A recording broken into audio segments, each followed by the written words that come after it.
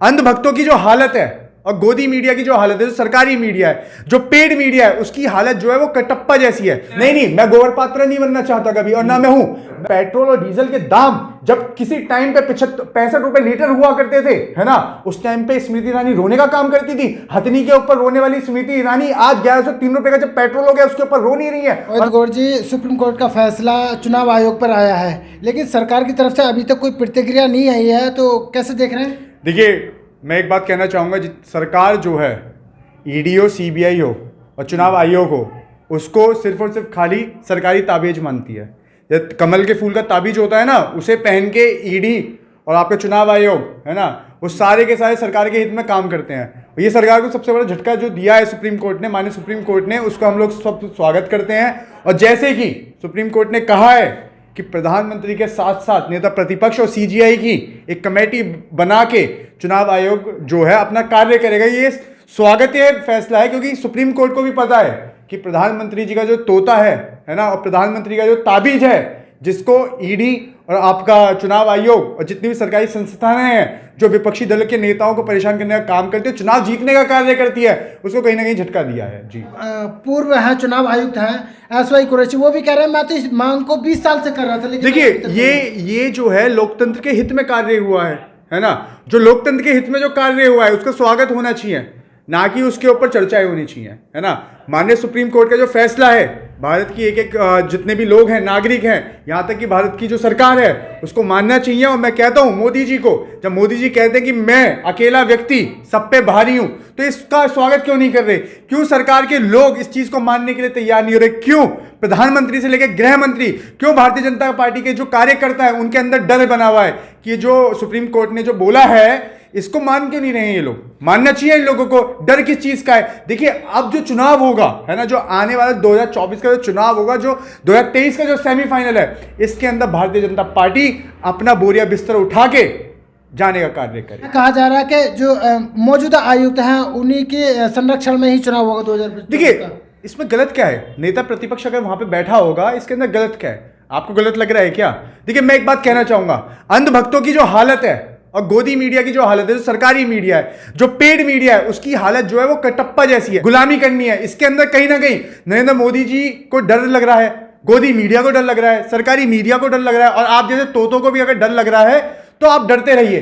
क्योंकि 2024 के अंदर, है ना, कांग्रेस पार्टी जो विपक्ष की सबसे बड़ी पार्टी है, खड़गे साहब मोदी का जो कमल का फूल है, मोदी को खड़खड़ाने का कार्य करेंगे। कांग्रेस इतने बड़े बड़े दावे करती है, ईवीएम हैक होती है, लेकिन कांग्रेस ही कौन बाहर आया अभी तक? देखिए, सब स्वागत कर रहे हैं, आपको नहीं दिख रहा?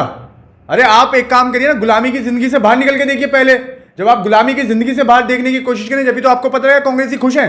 जब आप जीतते हैं तब क्या दिक्कत? देखिए, मैं एक बात कहना चाहता हूं, आप जैसी मीडिया और आप जैसे जो सरकारी तोते वाले जो पत्रकार हैं, वो कह रहे हैं कि आपका ये जो अभी जो चुनाव हुए हैं, त्रिपुरा के अंदर चुनाव हुआ है, मेघालय के अंदर चुनाव हुआ है, वहां पे तो आप बड़ा दिखा रहे हैं कि भारतीय जनता पार्टी की जीत हुई, भारतीय जनता पार्टी की जीत हुई। कौन सी जीत की बात करते हैं आप लोग भारतीय जनता पार्टी की? भारतीय जनता पार्टी का पिछले स्तर से अगर आप पहले का रिकॉर्ड उठा के देखेंगे, है ना, उनका रिकॉर्ड जो है वो खराब हुआ है। पर क्या करें, चाटुकारिता की आप लोगों को आदत हो चुकी है। आप लोग चाटुकार पत्रकार बन चुके हैं, सरकारी तोते हैं। भारतीय जनता पार्टी का 24 घंटे बैठ के मोदी जी की माला जपते रहिए, क्या उससे क्या होगा? देखिए, जनता सब समझ रही है, जनता को सब पता है। जनता देखिए प्रधानमंत्री की रैली का और प्रधानमंत्री नरेंद्र मोदी का कोई भी, चाहे वो आपका त्रिपुरा हो, चाहे आपका मेघालय हो, जितने भी चुनाव हुए हैं अभी, है ना, उसके अंदर कोई जोड़ नहीं दिखा। क्या रैली का जोड़ दिखा? क्या पूर्ण बहुमत की सरकार बना पाए? अगर अब की बार उनको सीट भी आई है, देखिए ये सोचने का विषय है। देखिए, इतनी दलाली मत करिए। आप लोग जो सरकारी तोते बन चुके हैं, कटप्पा बन के जो गुलामी कर रहे हैं, कृपया जागिए।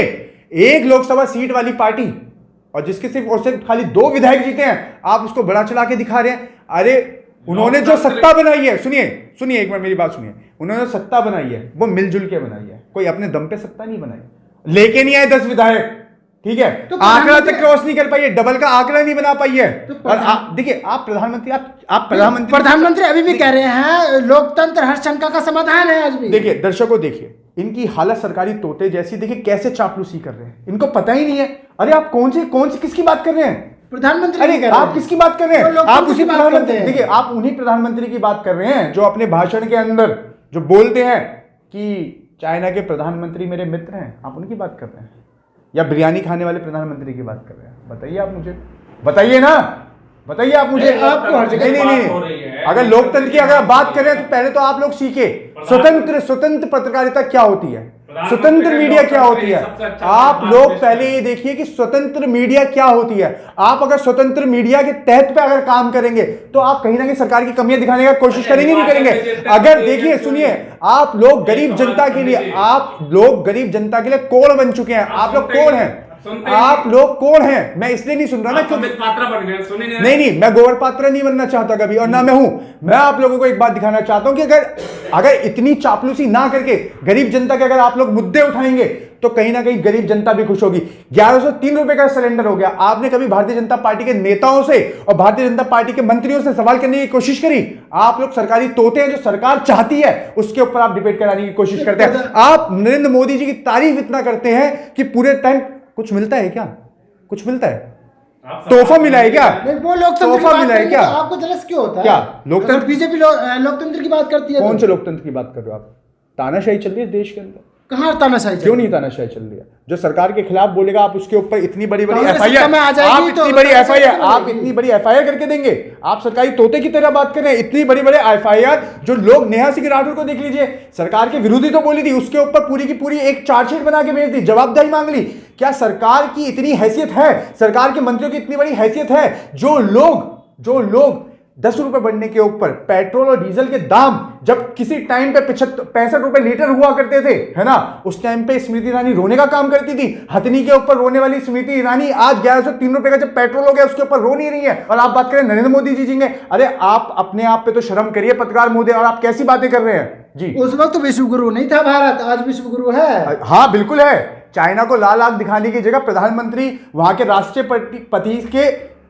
राष्ट्रपति जो हैं उससे अपने मित्रवाद, जो उनका मित्रवाद है, जिस मित्रवाद ने इस देश की, आप ये सोचिए, एक व्यक्ति जिसकी 130 करोड़ बिलियन डॉलर की जो संपत्ति थी, उसका जो नेटवर्थ था, है ना, वो आज 30 बिलियन डॉलर हो गया है। आपको दर्द नहीं हो रहा? आपको चुभन नहीं हो रही? और आप चले प्रधानमंत्री का गुणगान करने, प्रधानमंत्री का मनमोहन करने जा रहे हैं जी। पैसा तो देश में आ रहा है। वाह, गरीब जनता का पैसा डूब गया। आप कह रहे हैं कहां आ रहा है? देखिए आपकी स्थिति ये है, मैं बताता हूं।